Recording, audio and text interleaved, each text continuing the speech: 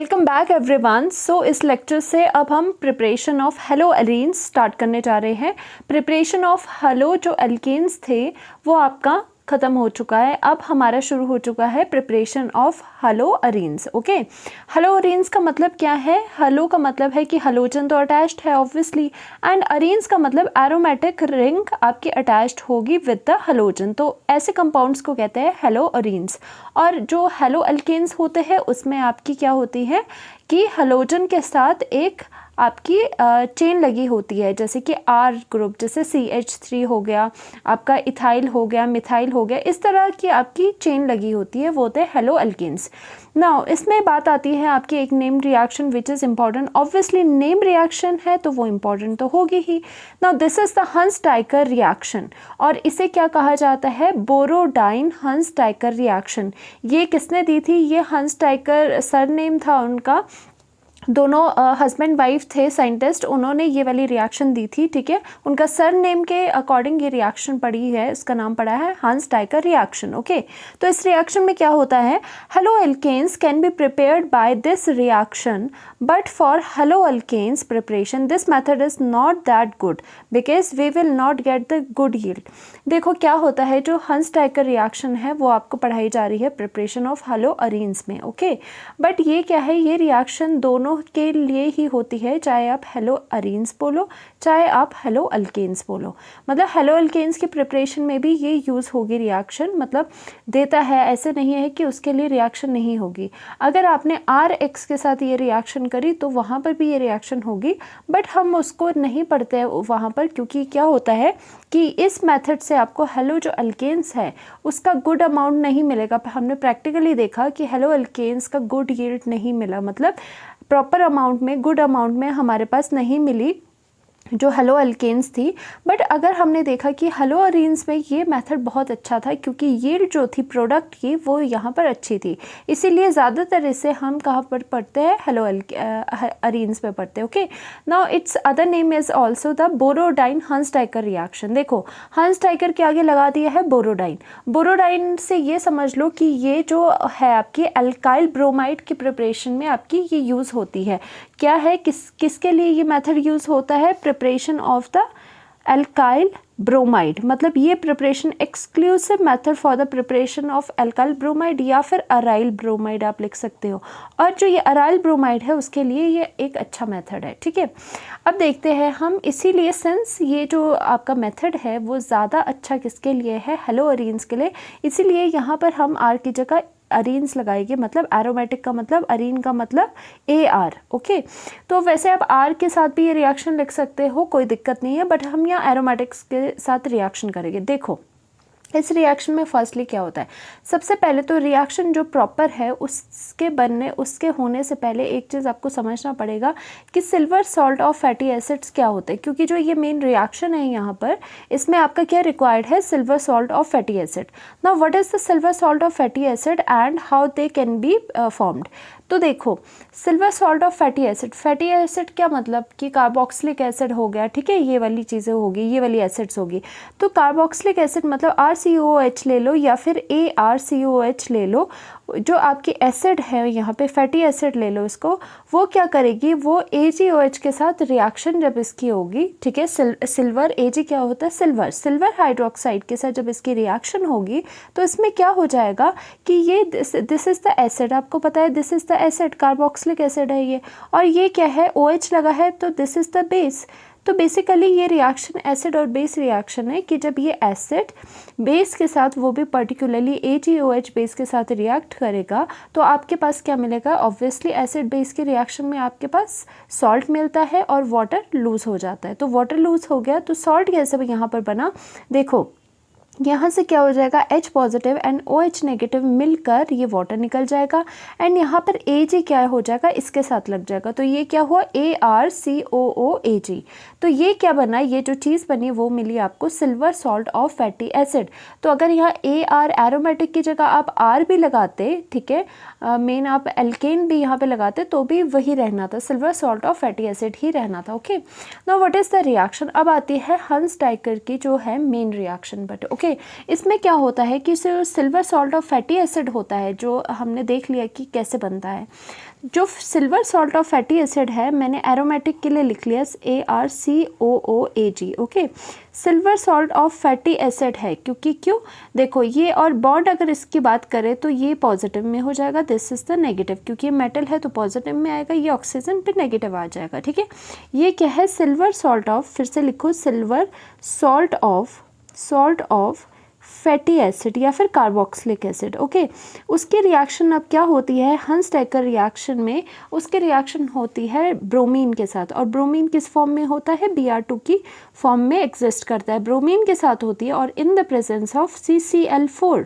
ठीक है, CCl4 क्या होता है, कार्बन टेट्राक्लोराइड, 4 को क्या बोलते हो आप, टेट्रा बोलते हो। Okay, now this is called carbon tetrachloride के साथ जब रिएक्शन होती है silver salt of fatty acid की, ठीक है, in the presence of bromine, तो इसमें क्या होता है, इसमें आपको एल्काइल ब्रोमाइड मिल जाता है। देखो क्या होगा कि सबसे पहले आपका जो यहाँ पे एल्काइल है, चाहे ये अराइल है, ये वाली चीज़ है जो, ठीक है, इसके साथ डायरेक्टली आपका क्या लग जाता है, डायरेक्टली ब्रोमीन लग जाता है, तो हमने बना दिया यहाँ पे अराइल ब्रोमाइड आपका बना दिया। ओके, और साथ ही साथ क्या होता है, प्लस साथ ही साथ जो ये COO लिखा हुआ नज़र आ रहा है, उसका क्या बन जाता है, यहाँ से CO2 गैस जो है वो लिबरेट होती है। ओके, और साथ में आपके पास क्या बनता है, अब यहाँ पे Ag बच गया, एक Br, तो Ar के साथ जो एरोमेटिक रिंग है उसके साथ आपने प्रोडक्ट बना दिया, एक जो ब्रोमीन बचा हुआ है वो Ag के साथ रिएक्ट करेगा और आपके पास बन जाएगा AgBr, और जो कि एक क्या होता है, प्रेसिपिटेट भी होता है। ओके, तो हमने देखा कि यहाँ पर आपके पास क्या मिला, आपके पास यहाँ पर मिला अराइल ब्रोमाइड। ओके, इसके पास आपके पास क्या मिला, अराइल ब्रोमाइड यहाँ पर मिला। ओके, तो यहाँ पर अराइल ब्रोमाइड आपके पास मिल रहा है, या फिर आप अगर R लिखते तो एल्काइल ब्रोमाइड भी बनता, बट क्या बोला गया है कि ये जो प्रिपरेशन मेथड है ये ज़्यादा अच्छा किसके लिए है, for the preparation of hello arenes. ठीक है, ये अराइल जो है, अराइल ब्रोमाइड की प्रिपरेशन के लिए बेस्ट है। ये देखो फिर से लिखा गया है, method for preparation of alkyl bromide बनता है इससे, या फिर अराइल ब्रोमाइड बनता है, बट बेस्ट यील्ड किस में आती है, अराइल ब्रोमाइड में आती है ये। ओके, तो जब भी हंस-टाइकर रिएक्शन लिखनी है तो ये रिएक्शन है, वैसे ये आपको जस्ट इसीलिए बताया गया है कि ये जो silver salt of fatty acid है ये आता कहाँ से। ओके, क्योंकि समटाइम्स यहाँ से भी रिएक्शन आपके पास आ जाती है। तो this was about the Hunsdiecker reaction या फिर बोरोडाइन हंस-टाइकर रिएक्शन।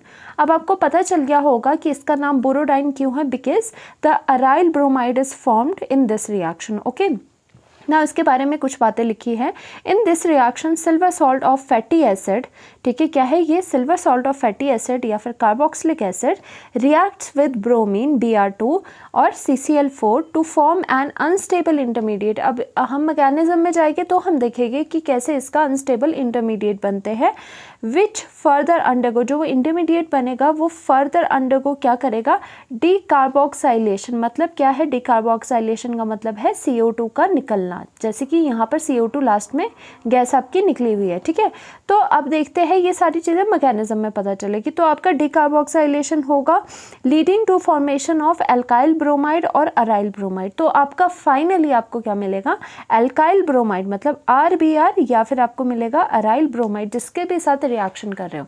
तो देखो अभी तक तो हम ये बात कर रहे थे कि अराइल के साथ जो आपका हलो अल्केन्स के साथ प्रिपरेशन भी हो सकती है, वैसे बताई गई है, पर हलो जो अरेन्स है वो ज़्यादा यील्ड अच्छी देता है। ओके, तो जो reaction for preparation of haloalkanes है, कई लोगों को डाउट होगा कि किस तरह से देता है, तो वो भी हम करके देख लेते हैं। हंस-टाइकर रिएक्शन ही है ये। ओके, ये क्या है,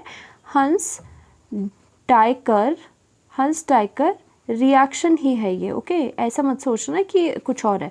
हंस-टाइकर रिएक्शन है किसके लिए, हलो अल्केन की प्रिपरेशन में, कौन सा, RBr की प्रिपरेशन में।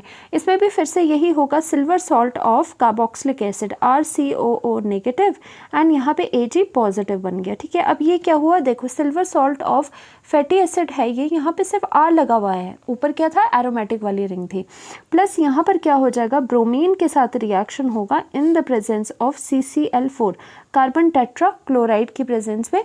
ओके, उसके बाद क्या होगा कि यहाँ से जो R है वो ब्रोमीन के साथ RBr बन जाएगा। ठीक है, RBr बन जाएगा एंड यहाँ से जो CO2 है वो CO2 का डीकार्बोक्साइलेशन, मतलब CO2 का निकलने को बोलते हैं डीकार्बोक्साइलेशन। और ये यहाँ पे AgBr क्या बन जाएगा, AgBr यहाँ पर आपका AgBr आपका यहाँ पे प्रेसिपिटेट बन जाएगा। तो देखो ये रिएक्शन हंस टाइप का जो रिएक्शन है ये आपके पास क्या बना, एल्काइल ब्रोमाइड, ठीक है, एल्काइल ब्रोमाइड के लिए भी ये रिएक्शन फेवरेबल है, ठीक है, ठीक है, ये वाली रिएक्शन।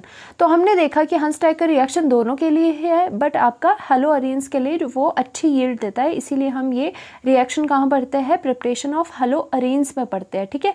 एरोमेटिक रिंग के साथ लगाओ, अरेन्स क्या होती है, एरोमेटिक रिंग मतलब बेंजीन रिंग, ओके। अब इसके मैकेनिज्म पे चलते हैं हम। हेलो अरेन्स एरोमेटिक वाले पढ़ रहे हैं हम, तो हम करेंगे मैकेनिज्म यहाँ पे क्या कर रहे हैं, हेलो अरेन्स के कर रहे हैं, तो हमने अरेन ही ले लिया। तो सपोज हमने एक फिनाइल रिंग ले ली C6H5, ओके। C6H5 के साथ हमने क्या लगाया है, COO नेगेटिव और Ag पॉजिटिव, ठीक है, Ag पॉजिटिव। ये क्या है, silver salt of fatty acid, ये पता है आपको। और आपको ये पता होना चाहिए कि ये C6 जो ये C6H5 ये जो लिखा है इसको हम इस तरह से भी लिख सकते हैं, क्योंकि फिनाइल रिंग जो C6H5 है वो इस तरह से होती है। और ये C double bond O negative and ये Ag पॉजिटिव, इस तरह से है ये। अगर किसी को समझना है कि ये है क्या एक्चुअल में, तो ये इस तरह से है। तो मैकेनिज्म में क्या होता है, पहले मैकेनिज्म में ये होता है कि ब्रोमीन के साथ अगर रिएक्शन है आपकी, तो ब्रोमीन के इस तरह से बना दो जो ब्रोमीन होता है, ओके। नाउ क्या होता है, जो यहाँ पर पॉजिटिव चार्ज है, ठीक है, उसकी वजह से क्या होगा, यहाँ पे इंड्यूस पोलैरिटी हो जाएगी। तो सपोज यहाँ पर इंड्यूस अगर पोलैरिटी आई, तो यहाँ पर क्या हुआ, यहाँ पे डेल्टा नेगेटिव हो गया, फॉर एन इंस्टेंस यहाँ पे डेल्टा पॉजिटिव हो गया, ठीक है। वैसे तो कोई इलेक्ट्रोनेगेटिव नहीं है, बट ऐसे केसेस में इसलिए हो जाता है क्योंकि यहाँ पर क्या होता है, इसके साथ ये इंड्यूस कर देता है इसमें डाइपोल, मतलब डाइपोल को जनरेट कर देता है। इसका मतलब क्या होता है कि जो यहाँ पर बॉन्ड है उसमें जो शेड पेयर ऑफ इलेक्ट्रॉन है, ठीक है, वो कुछ टाइम के लिए इस तरफ को आ गए हैं, ब्रोमीन के पास आ गए हैं, इसीलिए यहाँ पे डेल्टा नेगेटिव लगाया है, यहाँ पे डेल्टा पॉजिटिव लगाया है, ओके। अब क्या होगा, ध्यान से देख लो कि जो पॉजिटिव है वो नेगेटिव के साथ जाएगा, नेगेटिव है जो वो पॉजिटिव के साथ जाएगा, पॉजिटिव नेगेटिव के साथ, नेगेटिव पॉजिटिव के साथ। मतलब आप देख सकते हो अभी तो ये पार्शियल डेल्टा डेल्टा आपने लिखे, देखो पार्शियल डेल्टा का मतलब क्या होता है, अभी इसमें फुल चार्ज नहीं आया, इसमें जस्ट पार्शियल चार्ज आया, किसकी वजह से, वो भी इसके नेबर की वजह से, क्योंकि इसके नेबर ने इसको इंड्यूस कर दिया कि मतलब भाई मेरे पास भी चार्ज है, तू भी अपने पास चार्ज लिया। अब क्या होता है, इसमें प्रॉपर चार्ज तो चाहिए इनके पास, तो डेल्टा को ख़त्म करने के लिए, ताकि इसमें प्रॉपर नेगेटिव पॉजिटिव आए, इस तरह से करते हैं कि ये बॉन्ड है जो वो इधर को जा रहा है और यहाँ पे ये ब्रोमीन क्या है, नेगेटिव बन रहा है। अब जो ये ब्रोमीन नेगेटिव है और ये Ag पॉजिटिव है, वो आपस में बनाएगी ब्रोमीन और Ag का AgBr, ओके। तो वही रिएक्शन आगे प्रोसीड करेगी कि यहाँ से जो रिएक्शन में निकला सबसे पहले प्रोडक्ट बनके वो क्या निकला, AgBr। तो हम माइनस दिखाते हैं कि माइनस रिएक्शन मिक्सचर से ये निकल गया, मतलब ये सेटल डाउन हो गया AgBr और AgBr के प्रेसिपिटेट बनते हैं ना। अब क्या हुआ, सिंस यहाँ पर नेगेटिव था और यहाँ पे पॉजिटिव था, तो यहाँ पे ये रिएक्शन हो जाएगी इसके साथ। तो ये क्या बनेगा, C6H5 COO, और यहाँ पर क्या होगा, COO और इसके साथ Br लग जाएगा, ओके। यहाँ पर Br लग जाएगा।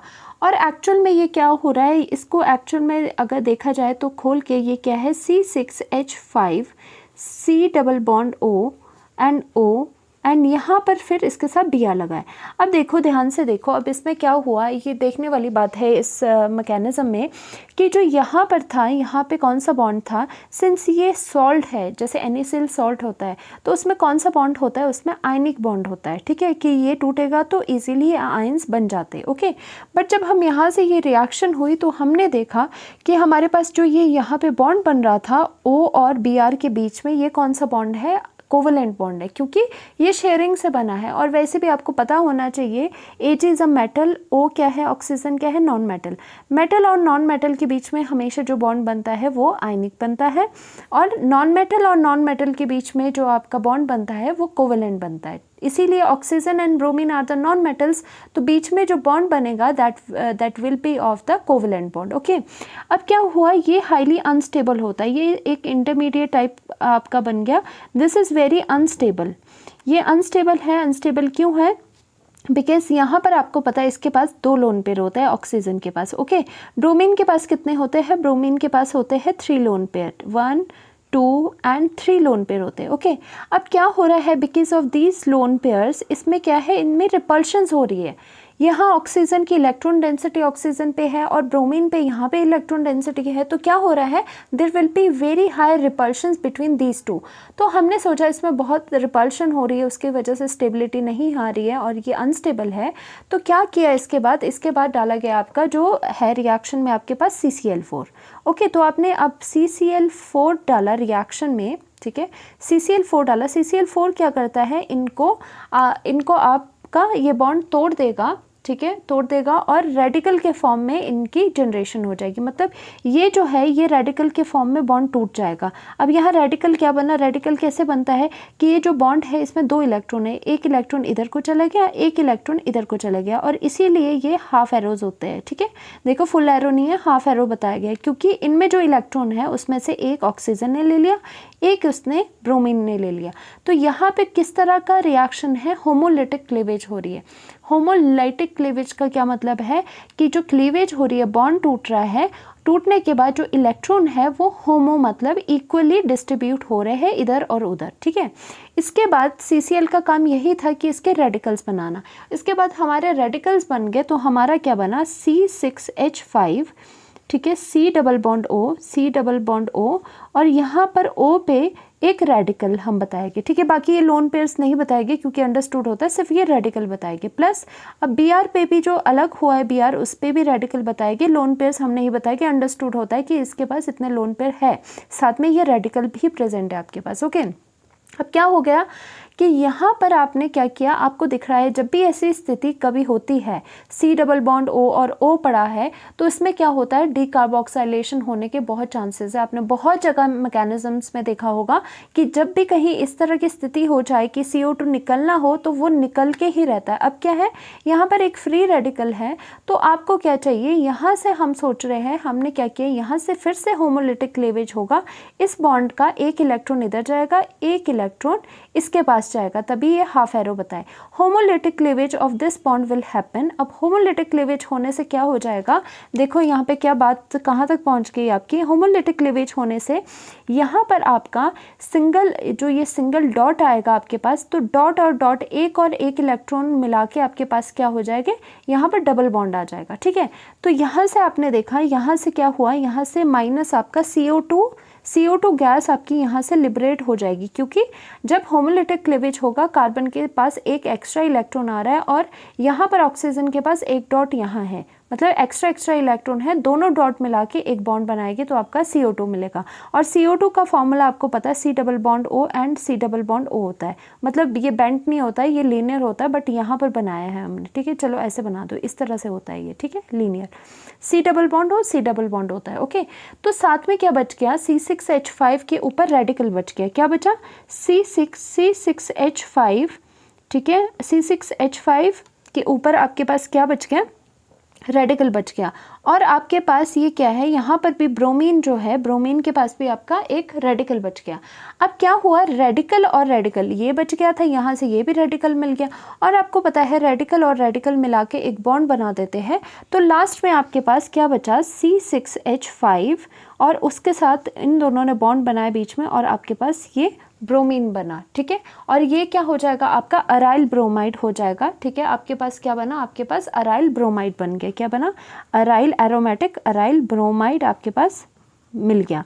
तो ये आपकी मैकेनिज्म थी, और इस मैकेनिज्म में देखने वाली ये बात है कि जो आपकी ये रिएक्शन है वो थ्रू किसके थ्रू जा रही है, थ्रू द मतलब फ्री रेडिकल जो है वो मैकेनिज्म है आपकी। और एक और बात इंपॉर्टेंट इसमें ये हो जाती है, बहुत ध्यान से देखना, कि आपका जो प्रोडक्ट मिलता है, देखो रिएक्शन को स्टार्ट आपने इस यहाँ से किया था, रिएक्शन को आपने यहाँ से स्टार्ट किया था, तो कार्बन कितने थे रिएक्टेंट पे, कार्बन थे 6 यहाँ पे थे, 7 यहाँ पे था। ठीक है, जब आपके पास प्रोडक्ट बना तो कार्बन कितने हैं, कार्बन सिर्फ 6 हो रहे हैं, मतलब एक कार्बन लेस का आपके पास प्रोडक्ट मिलेगा।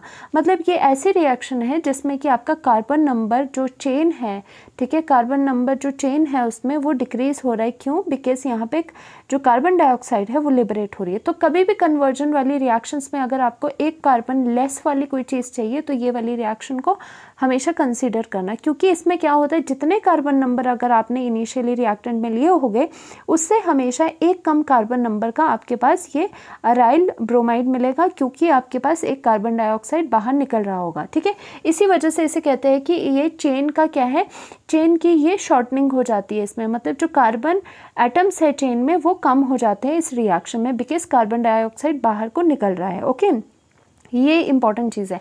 एक और सबसे ज़्यादा इंपॉर्टेंट चीज़ इसकी है, इसकी एक सिमिलर रिएक्शन भी है। ठीक है, इसी की ऐसे सोच लो कि इसी का भाई बहन है वो, क्योंकि इसमें कंफ्यूज हो जाते हैं, इसीलिए इसको इस रिएक्शन को यही इसके साथ करवाया जाता है, हंस टाइकर के साथ। ठीक है, देखो ये इस रिएक्शन में क्या होता है, सपोज अगर आपने देखा कि RCOOAG मतलब silver salt of fatty acid को अभी तक आपने Br2 और CCl4 के साथ आप रिएक्ट कर रहे थे। व्हाट इफ अगर आपके पास Br2 की जगह I2 हो, ठीक है, तो सबसे पहली चीज़ अगर I2 आएगा तो ये हंस टाइकर रिएक्शन नहीं होगी। हंस टाइकर रिएक्शन बोरोडिन हंस टाइकर रिएक्शन होती है ब्रोमीन के केस में।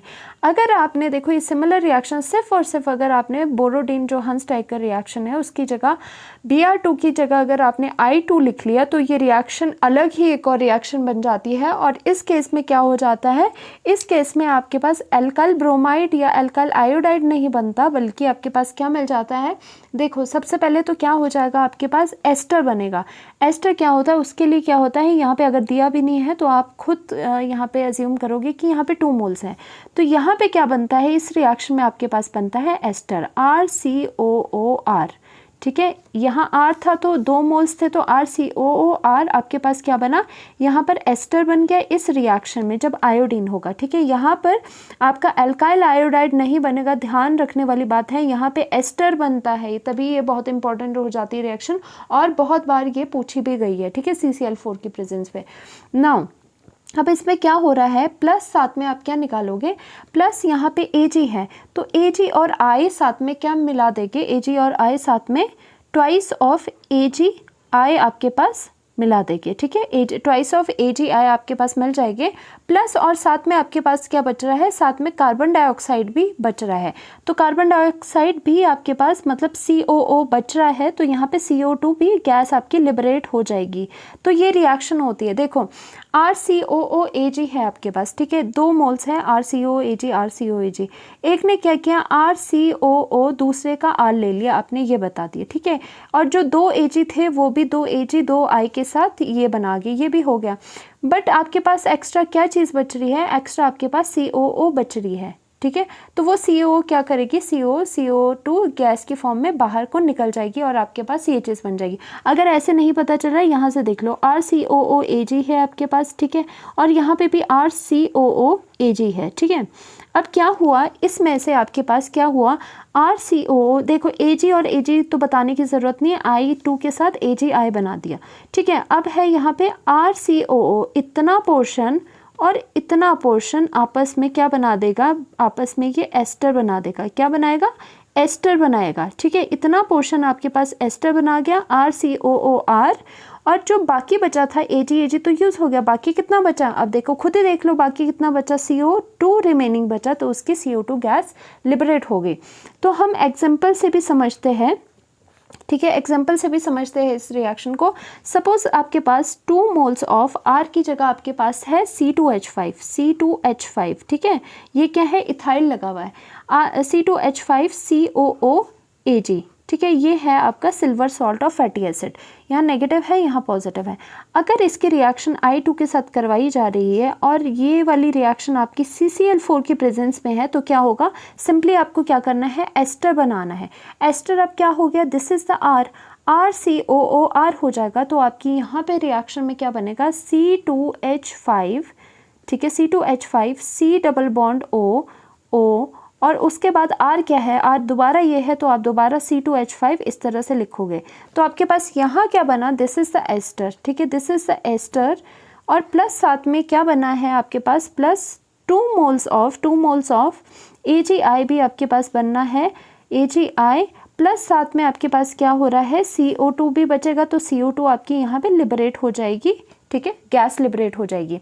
और सबसे इम्पॉर्टेंट बात, ये जो रिएक्शन होती है, ये रिएक्शन, इस रिएक्शन का नेम क्या है, इस रिएक्शन का नेम है बिन बॉन्ड रिएक्शन।